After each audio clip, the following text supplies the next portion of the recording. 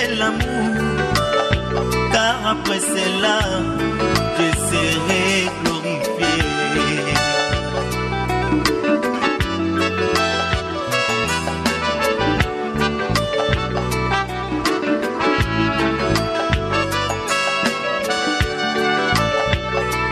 Comme une lettre, bien époux à son épouse, il me l'a envoyé par l'intermédiaire des ministres. Cher ministre, toi qui es envoyé par mon époux, afin de m'expliquer la lettre, ne me cache rien, dis-moi toute la vérité. C'est que moi j'essaierai dépend de ce que j'écoute. Même tes paroles dis-moi toute la vérité.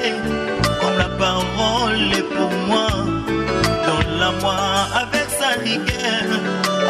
Si je suis de Dieu, je dirai toujours amen.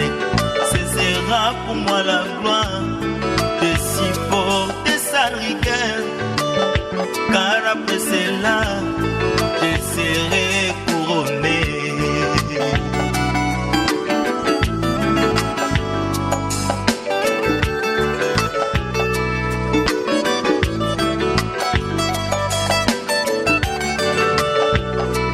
Comme un marteau qui brisait les rocs, la parole de Dieu,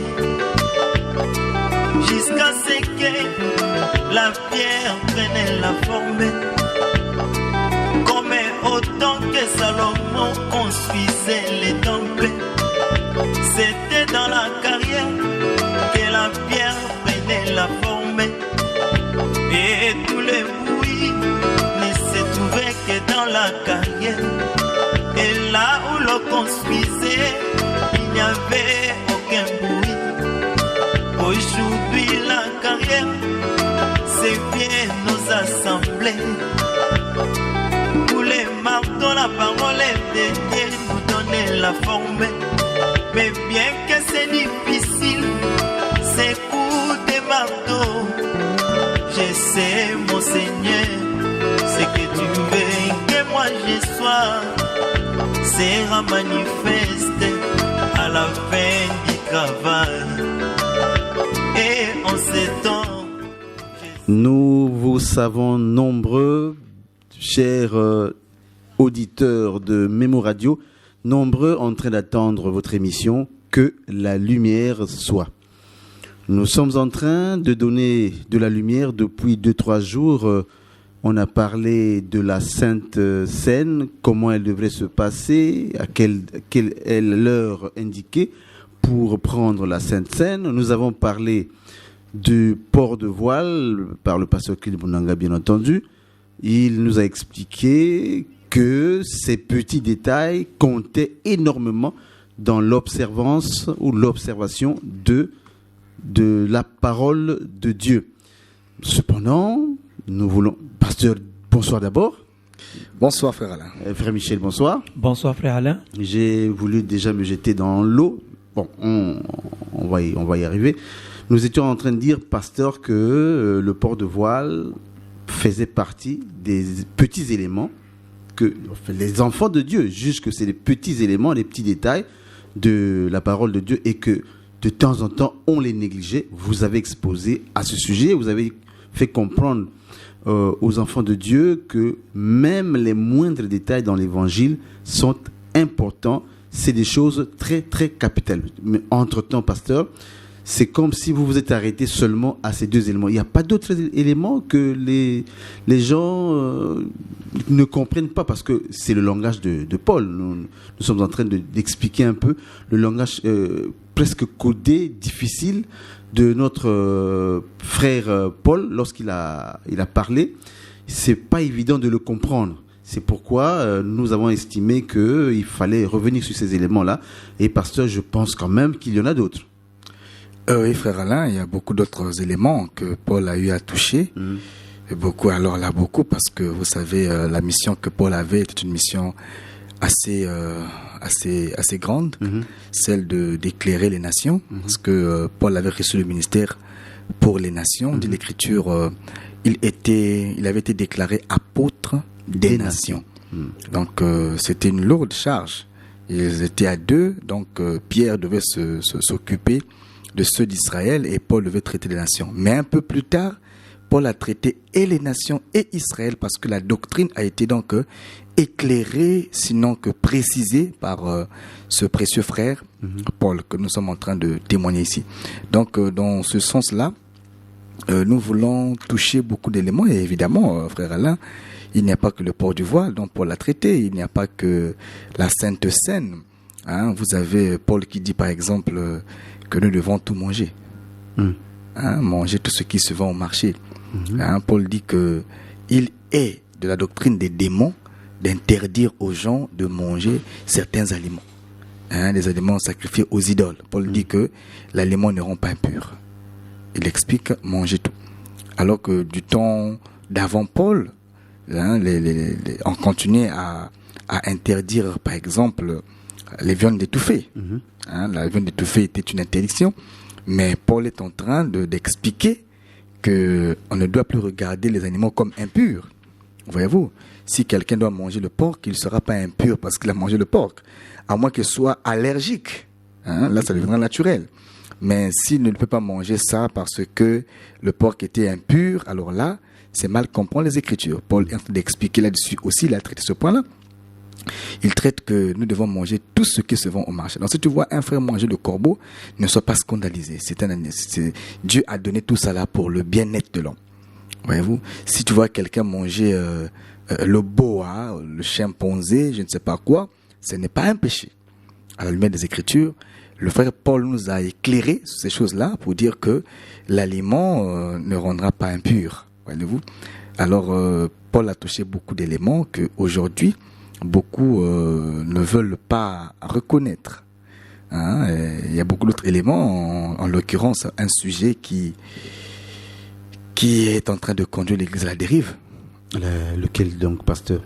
C'est un sujet important, frère. Un sujet que j'estime important, que j'estime très important. Le sujet sur le mariage. Parlons-en, pasteur. Effectivement, c'est quand même la cellule la première cellule sociale, le mariage. Et lorsque il est déstabilisé, il est déjà mal fait, ça pose grandement un problème. Oui, il y a une semaine de cela, qu'un frère m'a posé une question à propos. Mais je pense qu'on devrait être on n'était pas en direct. Nous devrions être hors antenne. Voilà, hors antenne. Et le frère m'a contacté. C'est un ancien prédicateur, donc. Il m'a contacté sur ce point-là. Et je pense que le frère doit nous suivre. Il a posé l'inquiétude à ce sujet-là, à propos d'une écriture dont Paul avait déclaré, et que le frère voudrait avoir plus de lumière, parce que il était tout un peu confus là-dessus. Et tout à peine hier après l'antenne, il y a un frère qui a écrit. Le frère César a écrit, et le frère César a posé cette question là aussi. Voilà pourquoi, touchant les éléments dont Paul a traité, il y a aussi cet élément-là sur le mariage, qui est l'objet d'une grande bavure pour l'Église aujourd'hui, et d'une grande convoitise, parce que on a l'impression que l'Église convoite le monde. Il y a dans la pratique du mariage, ou comment? Oui, donc je pense que c'est une question à traiter sérieusement. Très sérieusement. Alors, nous allons d'abord vous proposer cette annonce, puisque cet après-midi, je vais dire ce soir, nous avons été richement bénis par un homme de Dieu, l'évangéliste Parfait le Riche, qui nous a éclairé dans son angle, selon la grâce qu'il a reçue de la part du Seigneur. Nous avons béni Dieu, et demain certainement, nous serons encore là pour cette fois-ci monter un peu selon la grâce que Dieu permettra aussi que l'orateur de demain apporte. Donc nous vous invitons déjà demain pour ce grand programme. Suivez pour les détails. Merci.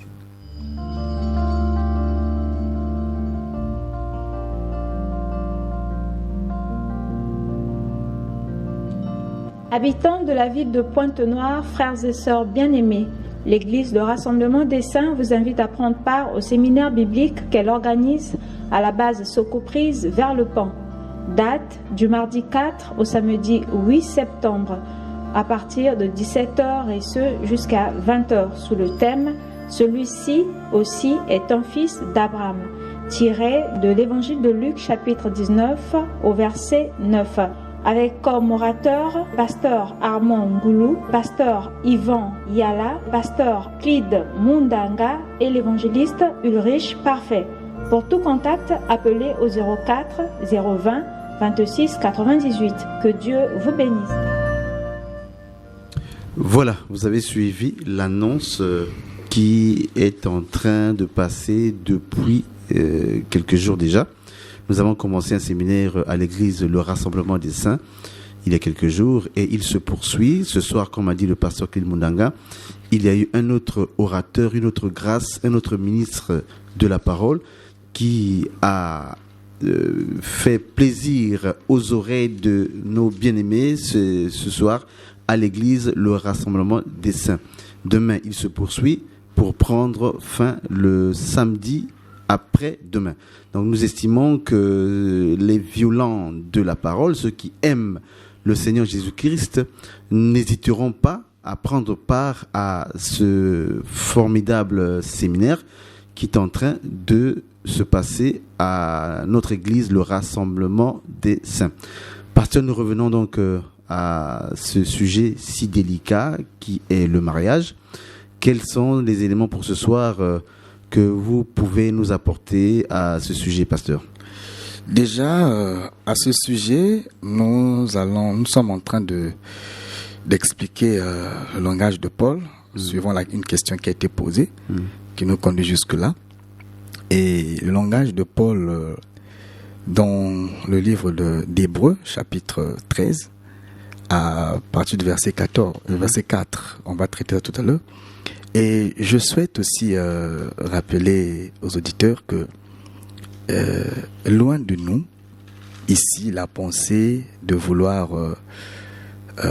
communiquer une pensée humaine ou une position charnelle. Vous allez remarquer que nous sommes en train de présenter la pensée du Seigneur. Et nous avons pour culture de vérifier tout. Parce que nous nous inspirons du comportement des Béréens. Et ses frères dont Luc rend témoignage, puisque Luc est l'auteur du livre des Actes des Apôtres. Luc rend témoignage, ce peuple qui vérifiait et qui n'appliquait pas ou qui ne se soumettait pas à une loi qu'ils n'ont pas eu le temps de vérifier. Alors, ils avaient compris que la vie passe par la parole. Amen. Alors, si on n'est pas bien éclairé, si on n'a pas la parole qui convient, alors on est semblable à des personnes qui boivent l'eau qui tue. Alors, à ce niveau-là, c'est dangereux. Donc, voilà pourquoi nous prenons de la peine, le temps, donc d'éclairer tous les sujets, selon que Dieu nous fera donc grâce. Mais ce soir, Dieu a bien voulu que nous puissions parler sur ce sujet, suivant la question qui m'a été posée par le frère César, et la question même de tout à l'heure, parce qu'hier, je vais dire, après l'antenne, un message est venu sur ces questions-là, donc nous voulons éclairer ça. Nous allons traiter la question du mariage. Donc déjà, en entrée, ça pourra surprendre les uns. Ça pourra surprendre les uns, ce que nous allons dire, mais c'est l'écriture que nous voulons élever. Car nous croyons que nous devons reconnaître la grandeur du vieillard. Devant le vieillard, nous avons le devoir de diminuer. Tout ça là, c'est pour préparer les cœurs, qu'on nous comprenne pas mal. Et nous voulons aussi dire que, comme le frère Paul, nous croyons au mariage. Évidemment. Comme le frère Paul, comme la Bible, parce que Paul n'a prêché que la Bible. Comme le Seigneur qui a répété la chose aux pharisiens, nous croyons au mariage. Et nous croyons que un homme doit se marier avec sa femme, d'après le texte. Nous croyons aussi que le mariage doit être c'est une norme doctrinale pour ceux qui sont prêts pour se marier. Et nous croyons aussi que le mariage doit respecter un certain nombre de critères. Et sur ce point-là, nous voulons traiter ce que nous trouvons être une bavure dans l'Église, au temps où nous sommes, et ce que j'estime être une convoitise de l'extérieur. Nous allons lire Hébreux chapitre 13 pour aller droit au but, au verset 4. Lisons la parole de Dieu dans Hébreux chapitre 13, le verset 4.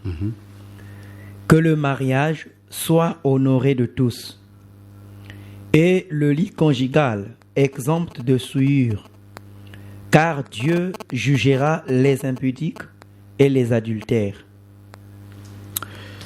Cette question m'a été posée par le frère César. Il me dit, pasteur, qu'est-ce que il pouvait retenir, qu'est-ce que je peux retenir de cette écriture? Je dis, mais l'écriture est claire. Quelle écriture? Il dit, non, mais que le mariage soit honoré de tous. Nous avons une compréhension sur elle. Je voudrais vérifier si la question est juste. Je dis, non, mais c'est l'écriture qui doit tout vérifier. C'est pas le pasteur Clyde. Retournons dans le texte. Les textes disent quoi? Le frère répète encore le texte. Il dit non, mais les textes disent que le mariage soit honoré de tous. J'ai dit oui, tout le monde doit honorer le mariage. Maintenant, la question était de savoir quelle compréhension l'on a de ce texte. Amen. Voyez-vous? Le frère me dit non, mais que le mariage soit honoré de tous voudrait dire, c'est lui qui dit, voudrait dire que nous devrons commencer par la dot. Donc les tous là, ça veut dire que dans le monde, il y a 3 autorités. Il y a les parents qui sont donc les autorités, il y a l'officier d'état civil et il y a l'église, donc le pasteur. Alors que le mariage soit honoré de tous voudrait dire commencer par les parents, aller à l'état civil et finir par l'église.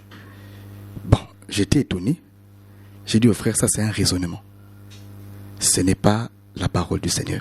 Il n'y a pas un verset comme ça. Il n'y a pas un verset comme ça. C'est plutôt un raisonnement. Or, il nous est strictement interdit de raisonner devant les textes. La Bible doit parler.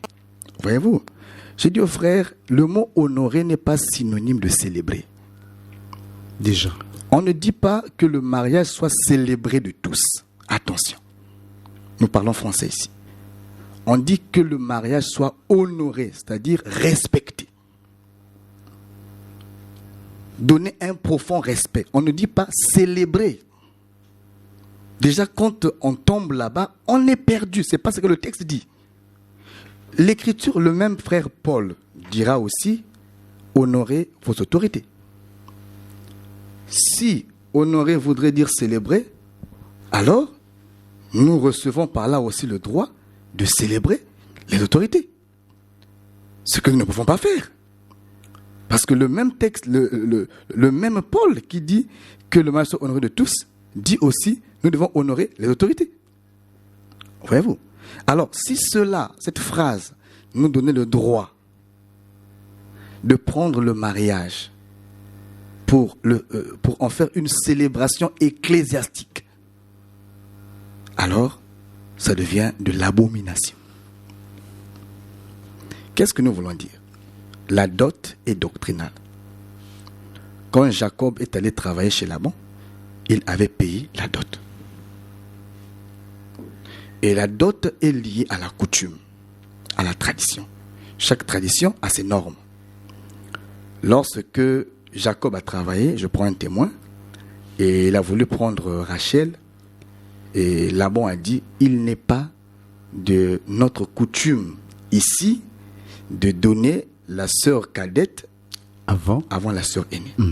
Il n'est pas de notre coutume, vérifier le texte. Ça veut dire que le mariage de Jacob avec Rachel et Léa, c'était un mariage coutumier. Voyez-vous? Après le mariage coutumier, la fille est donnée à Jacob. Après le mariage coutumier,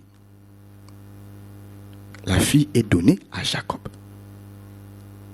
Voyez-vous, la chose se répète avec l'intendant le plus ancien. Quand du temps de l'intendant le plus ancien, l'homme donne le présent je veux dire, après les présents, l'Écriture m'enseigne que les frères de la sœur ont béni la sœur, ont déclaré des paroles sur leur sœur, et la sœur est partie avec l'intendant le plus ancien. N'est-ce pas? Alors, un peu plus tard, c'est-à-dire que depuis ce temps-là, pour le mariage, quand une dot était versée, la femme était libérée. D'après les textes, c'est comme ça. Parce que celui qui marie la fille, c'est son père. Pas son père spirituel, parce que le mariage n'est pas spirituel, attention. Le mariage est physique et charnel. Donc c'est le père dans la chair qui marie sa fille. Je répète, le mariage n'est pas spirituel, le mariage est charnel. Il n'est pas spirituel pour qu'un père spirituel aille célébrer ça. Le mariage, il est charnel. Voilà pourquoi l'Écriture dit les deux deviendront une seule chair. Ça veut dire que c'est charnel. Pas un seul esprit, pas une seule âme. Une seule chair. Le mariage reste une affaire de la chair. Voyez-vous? Et celui qui marie la fille ou la femme, c'est son père dans la chair. Voilà pourquoi depuis un certain temps, c'était donc le père. Après la dot, il est libéré. Il est donné sa fille à l'homme Léon droit. Voyez-vous? Maintenant, quand le Seigneur vient, le Seigneur nous instruit que nous avons le devoir de respecter les autorités. Ok?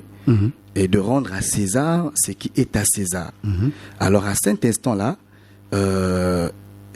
César, donc la société dans laquelle nous sommes, pour les raisons civiles et administratives, a pensé que le mariage qui a été fait par le père soit légalisé par le maire. Légalisé. Voilà. Le maire vient rendre légal, c'est-à-dire légaliser ce que le père a fait. Voilà pourquoi l'officier d'état civil, avant de déclarer le mariage, doit se rassurer que le père de la fille avait évidemment reçu ce qu'il fallait et avait déjà marié sa fille. Et l'officier d'état civil s'appuie sur ce que le père a déjà fait, ce que la famille a déjà scellé, pour alors venir rendre la chose plus officielle peut-être. Oui, officielle. Par rapport à l'état civil. À l'état civil, et c'est là où il y a donc un certificat pour que la chose soit enregistrée, pour des raisons civiles et des raisons administratives, voyez-vous. Et cela, la Bible n'est pas contre ça. D'ailleurs, nous encourageons ça. Nous disons que la Bible n'est pas contre que le mariage aille jusqu'à l'État, c'est parce que c'est une institution de l'État, et l'Écriture dit que nous devons honorer les autorités. Donc à ce niveau-là, ce n'est que rendre aux autorités leur droit que d'aller vers eux, de se faire enrôler, de faire ce que recommande César. Parce que Christ a dit rendez à César ce qui est à César. Mais une fois l'officier d'état civil a scellé le mariage, logiquement, la fille doit aller chez son mari. Mais vous avez des personnes qui instruisent encore après que le maire ait été célébré et eu à célébrer le mariage. Vous avez des personnes courageuses au nom de la Bible qui viennent pour interdire à l'homme de prendre sa femme et d'aller avec sa femme sous prétexte que il faut finir par l'église. Mais je me demande quel est le texte qui donne à ces hommes de Dieu le droit de dire pareille chose, parce que dans la Bible, on n'a aucun témoignage où un apôtre a fait pareille chose. Mais lorsqu'on parle d'honorer, l'Église n'est pas dedans, semble-t-il. Mais quand on dit que le mariage soit honoré de tous, on ne dit pas célébré de tous. C'est ça le problème. Le mot honorer n'est pas synonyme de célébrer. Est-ce que honorer veut dire faire un culte? Écoutez, faut pas Spécialement pour le mariage. faut pas nous abrutir jusqu'à ce point-là. C'est une expression française, c'est un mot français. On ne veut pas dire célébrer. Voyez-vous, on ne fait pas un culte à la mairie. Pourquoi on dit qu'on aurait veut dire faire un culte? On ne fait pas un culte à la mairie. Et pourtant, à cause de la mauvaise compréhension de l'expression honorer dans ce contexte, les frères ont copié le monde. Je le dis sans risque de me tromper, les frères ont copié le monde. Parce que ce que l'Église aujourd'hui a adopté, j'appelle ça adopté, et que l'Église appelle bénédiction nuptiale, ou encore mariage religieux, puisque eux ils sont religieux, je n'en suis pas un, c'est des personnes qui copient une église d'à côté. C'est un 7e sacrement dans une église d'à côté. Voyez-vous? Et l'Écriture dit, telle mère, telle fille. Ce sont les filles de la grande prostituée qui copient les œuvres de leur mère. Frère Alain, dans le temple saint de Dieu, un lieu de culte où Christ seul doit être élevé, on organise un culte, cette fois-ci en l'honneur d'un couple, des hommes mortels. Alors que s'il y a un chemin par lequel la gloire du Seigneur passe, c'est le culte. Et le Seigneur ne partage sa gloire avec personne. Ça, nous le disons tous les jours. Et pourtant, quand un couple se marie dans l'église, nous célébrons et nous donnons l'honneur du Seigneur à ce couple-là. La preuve en est, quand les mariés entrent à l'église, on déroule un tapis rouge en l'honneur des mariés. À l'entrée des mariés, toute l'église est debout pour acclamer non le Seigneur, mais les mariés qui font leur entrée dans le temple du Seigneur. D'autres sont encore plus audacieux pour jeter les fleurs et les pagnes. Un honneur qui était réservé à Christ quand il fit son entrée à Jérusalem. Voyez-vous, combien c'est grave? On célèbre un culte en l'honneur des hommes. C'est un culte de la personnalité. C'est diabolique. Voyez-vous, le couple entre, tout se fait en l'honneur. Parfois même, on chante même parfois. Attention, on chante même parfois, on fabrique des cantiques en l'honneur d'un couple. Ça se passe à l'église. Attendez, ça c'est une abomination, frère. Et on se cache, le mariage soit honoré de tous. Attendez, on n'a pas dit que le mariage soit célébré de tous. La Bible dit aussi que les autorités soient honorées. Donc ça veut dire, on doit aussi faire un culte pour les autorités ou les députés. Écoutez, on va où? Pasteur, si on peut... Avant qu'on aille loin, on dit aussi qu'un homme de Dieu mérite double honneur. Si à un marié, l'Écriture parle de l'honneur, au pasteur, on parle du double honneur. Donc si le mot honneur veut dire culte qu'on doit rendre à un marié, au pasteur, on rendra quoi? L'adoration alors. Écoutez, ça c'est n'importe quoi. Oui, frère, tu disais? L'expression mariage, pasteur, serait-il donc réservé uniquement au mariage coutumier? Doit-on parler aussi au mariage officiel ou mariage à l'état civil ou bien simplement légalisation? Comment? Lorsque nous parlons de mariage, oui. Le mariage coutumier, ok, c'est ce qu'il faut faire. Oui. Mais il y a aussi l'expression de mariage officiel ou mariage à l'état civil. Or, vous avez dit que l'état civil, c'est pour légaliser. Ok? Donc, est-ce que ça voudrait dire que l'état civil ne marie pas? Non, l'état civil marie, mais le mariage d'état civil prend un sens de légalisation dans le terme africain. Parce que chez nous en Afrique, le mariage, il est coutumier. Voyez-vous? Mais nous sommes adoptés à une société. Voyez-vous? Et dans la société, il se voudrait que le mariage aille jusqu'à l'état civil. Ça, c'est normal. En Europe, par exemple, il y a des contrées là où la dot n'est pas versée. Voyez-vous? L'état civil suffit. Mais chez nous, l'état civil se conforme à ce que les parents, parce que même nous assistons souvent quand les officiers d'état civil célèbrent le mariage, ils répètent ça. Avant d'avancer, ils veulent se rassurer si le père est d'accord et si le père a marié sa fille déjà. Voyez-vous, à cet instant-là, l'État vient comme pour accompagner ce que le père, parce que c'est le père qui marie sa fille. L'État n'a aucun droit de marier un enfant si son père ne l'a pas fait. C'est pas l'État qui a nourri cet enfant-là. Il y a un père qui l'a engendré, qui l'a grandi et qui l'a fait grandir. Et le père, c'est dans ses droits de l'autre. Mais une fois que c'est fait, alors l'État récupère la chose pour qu'elle ne reste pas, comment je vais dire ça, pour rassurer la protection, parce que le mariage doit être honoré, c'est-à-dire respecté et protégé.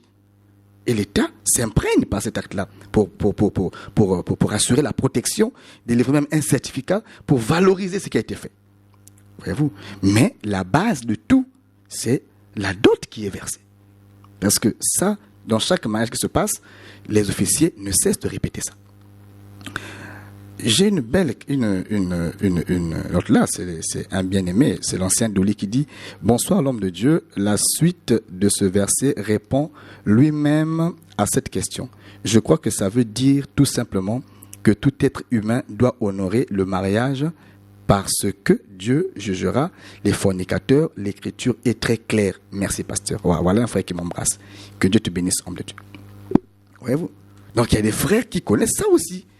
Seulement, on est comme dans un système dans des dogmes qu'on ne peut pas interroger.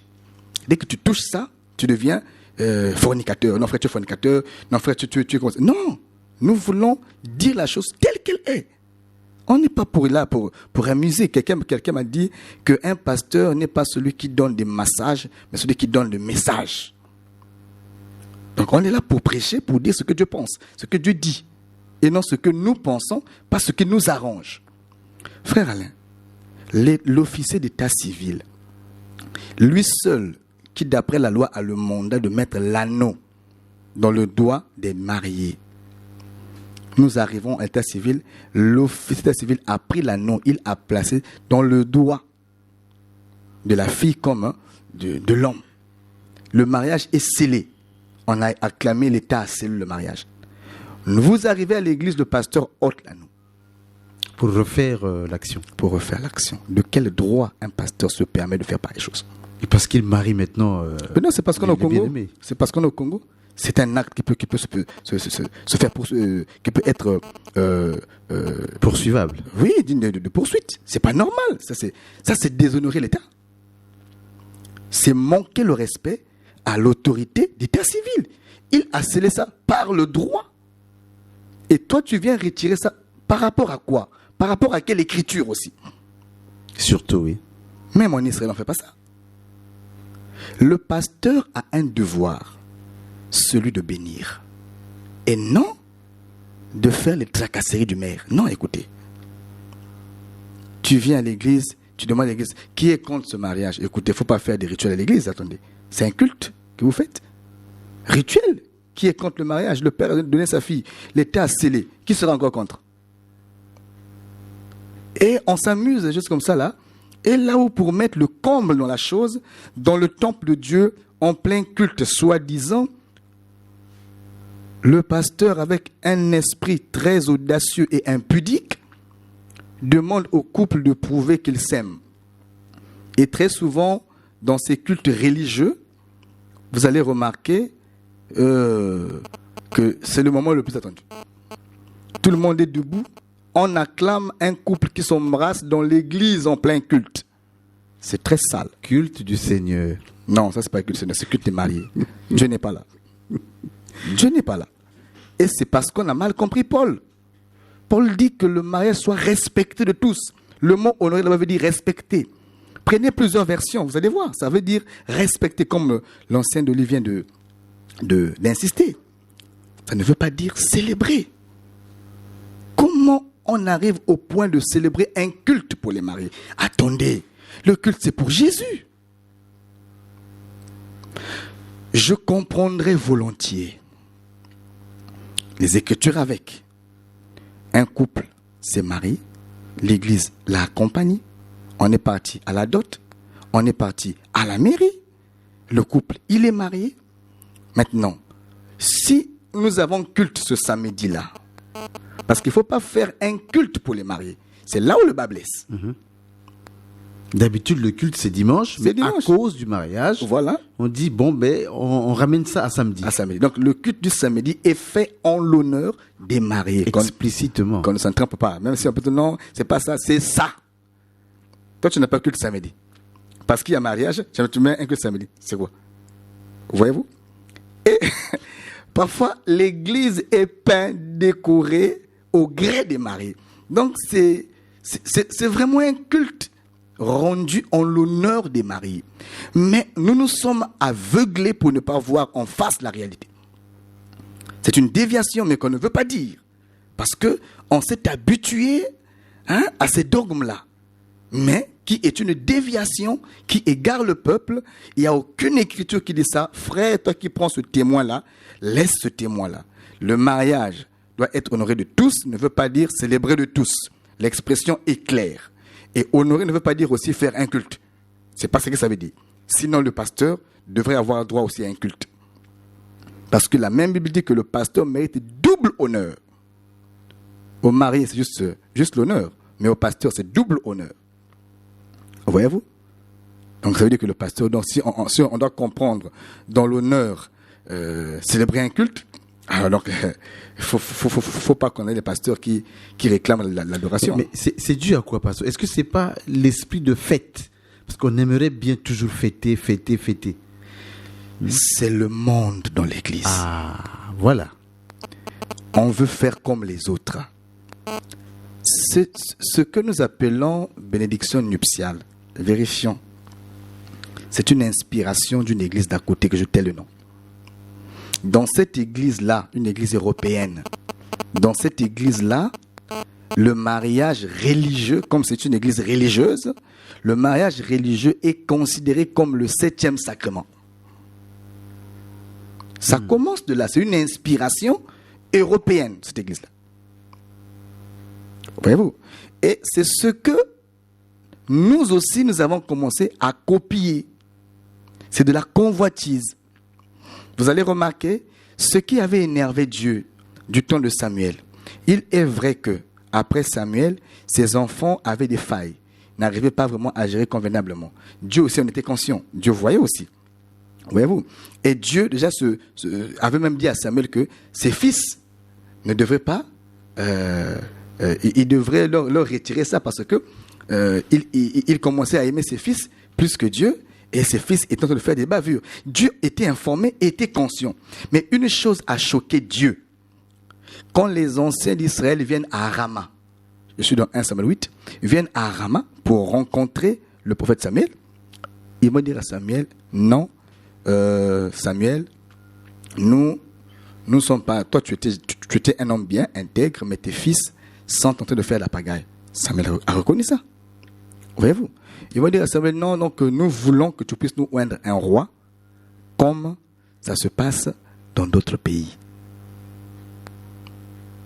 Ça a choqué Dieu. Ça a choqué Samuel.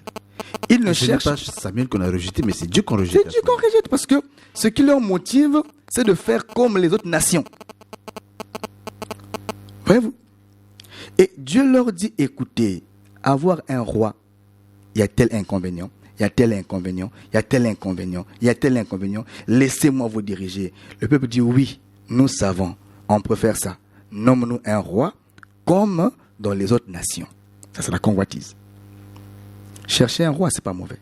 Mais comme les autres nations, ça, c'est de la convoitise. Voyez-vous? Honorer le mariage, c'est bien. Mais vouloir en faire une célébration comme ailleurs, c'est la convoitise. Il n'y a pas un verset comme ça. Si vous voulez prendre ça, mais il faut aussi prendre le culte de Marie. Il n'y a pas que ça. Si vous voulez vous conformer à votre mère, prenez tout. Un appel d'un bien-aimé, me semble-t-il. Allô? Shalom, pasteur Clyde. Shalom, le frère Alain et le frère Michel. Shalom. Shalom. Vraiment, que Dieu vous bénisse. Vraiment, sur ces points, nous croyons de la même manière. Amen. Parce que vraiment, ce que les hommes de Dieu sont en train de faire, c'est ça qui est en train même de lourdir la machine pour les jeunes frères qui veulent se marier. Ils Évidemment. ont compliqué les choses de telle sorte que Voilà. les choses sont devenues plus compliquées et ça demande beaucoup de moyens. Voilà. Amen. Maintenant, Évidemment. aujourd'hui, beaucoup veulent marier, mais avec toutes ces choses qu'on a ajoutées là, comment Voilà. les frères qui font des petites Bricole. travaux peuvent se marier Voilà. avec cette complication-là? Voilà. Vraiment insister dans ce sujet-là, comme tu avais fait le sujet de l'arche de Noé, qui a même des jardins de d'Éden qui a fait 2 à 3 mois. Voilà. Parce que, frère, nous souffrons à cause de cela, parce qu'on a compliqué.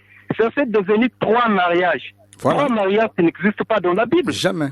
Jamais. 3 mariages n'existent pas dans la Bible. Vraiment, frère, pasteur Clyde Mundanga, vraiment, je vous encourage à insister sur ça. Merci beaucoup. Merci beaucoup. Vraiment, que Dieu vous bénisse. Amen. Amen. Amen. Merci. Alléluia. Amen.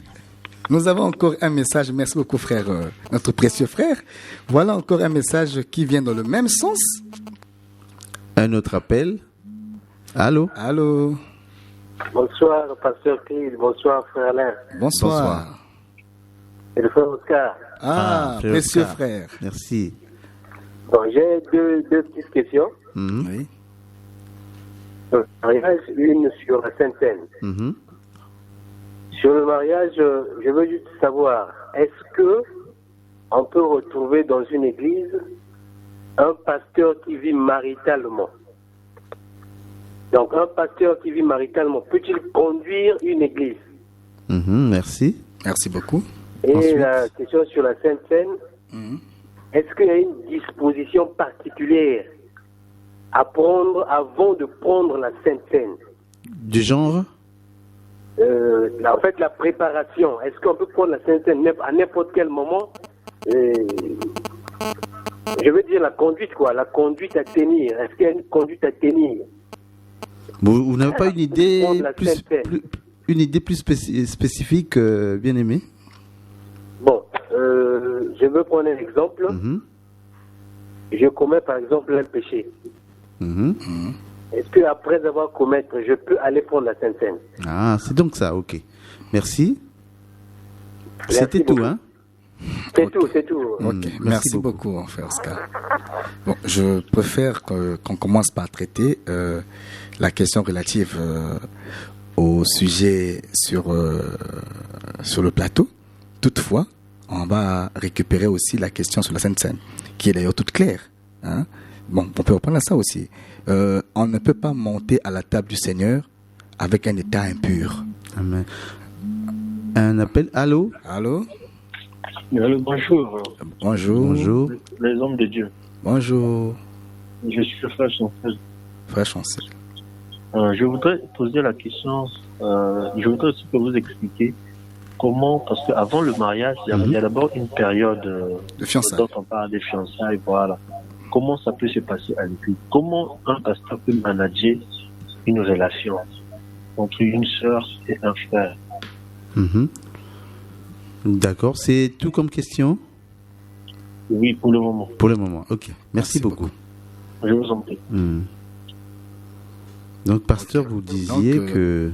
Le frère Chancel demande le traitement des fiançailles. Hein? Mhm. Ok. Ah, donc nous étions... Sur la Sainte Seine. Oui, la Sainte Seine, donc on disait que, bon, la Sainte Seine, on ne peut pas aller à la table du Seigneur dans un état impur. Paul en parle dans son épître aux Corinthiens. Son premier épître aux Corinthiens, Paul nous dit que la table du Seigneur doit être honorée, respectée. Parce que beaucoup des gens qui prennent la Sainte Seine indignement sont frappés des maladies. Beaucoup sont frappés, beaucoup sont malades, beaucoup sont maudits parce qu'ils montent à la table du Seigneur indignement. Celui qui ne mène pas une bonne vie ne peut pas aller à la table du Seigneur. Il faudrait qu'il y ait d'abord un temps d'introspection, que chacun revoie sa vie, que chacun refasse sa marche avec le Seigneur avant d'aller prendre la coupe du Seigneur ou encore le brisement du pain. Sinon, ça deviendra un jugement contre celui qui le prend indignement. C'est l'écriture, quiconque prend la Sainte Seine indignement, c'est-à-dire dans l'état de péché, la Sainte Seine devient un jugement au lieu d'une bénédiction pour celui-là. Maintenant, sur le mariage, logiquement, à la lumière des Écritures, un homme de Dieu qui a une femme qu'il n'a pas épousée, mais qui vit maritalement. Vivre maritalement veut dire apprendre la femme, vous faites des enfants, mais tu n'as pas versé même pas... Union libre, quoi. Tu n'as même pas versé un verre de bissap. Alors ça, ce n'est pas normal. C'est contre les Écritures. Parce que quand tu prends une femme pour vivre avec elle, alors que vous n'êtes pas marié, vous êtes sous un régime appelé concubinage. Vous êtes concubin. Et pour un ministre de la parole qui doit être un exemple, cela n'est pas recommandé. Mais toutefois, c'est comme dit le frère Jean, nous avons créé nous-mêmes un mythe, nous avons créé nous-mêmes des dogmes, une grande prison, un monstre que on ne sait plus contrôler. Parce que nous avons demandé, nous avons expliqué au peuple le mariage, c'est que le mariage n'est pas. Simplifions les choses, ça permettra à tout le monde de respecter la parole. Amen. Le plus important, c'est que la parole soit respectée. Amen. Pas de compliquer la tâche aux frères, et parfois ça nous complique, même nous-mêmes les hommes de Dieu. Bon, la cabine nous fait signe que... Bien-aimés dans le Seigneur, le sujet est tellement important, intéressant, mais rassurez-vous, nous ne nous arrêtons pas là. Demain, ou peut-être après-demain, Dieu le voulant, nous allons continuer sur ce sujet-là. Que ceux qui ont des oreilles entendent ce que l'Esprit dit à l'Église corps de Christ, et que ceux qui entendent comprennent et pratiquent la parole de Dieu. À bon entendeur, shalom. Bon, n'oubliez pas que demain nous avons séminaire. Séminaire demain, à partir le séminaire va se poursuivre de 17h pile à 20h. À 20h. En tout cas, demain, nous avons fait la promesse de prier pour certains cas. Et nous croyons que demain, il y a une pensée aussi importante à expliquer. Parce que il y a une fille d'Abraham qui a été courbée pendant 18 ans. Mais vous allez remarquer que la vie de Jésus est parlée de 0 à 12 ans. Après, on vient parler de 18 ans après. Pourquoi? On va expliquer les 18 ans de l'absence. Donc demain, c'est vraiment intéressant. Ne manquez pas d'être là. Que Dieu vous bénisse. Merci à tous. Bonsoir.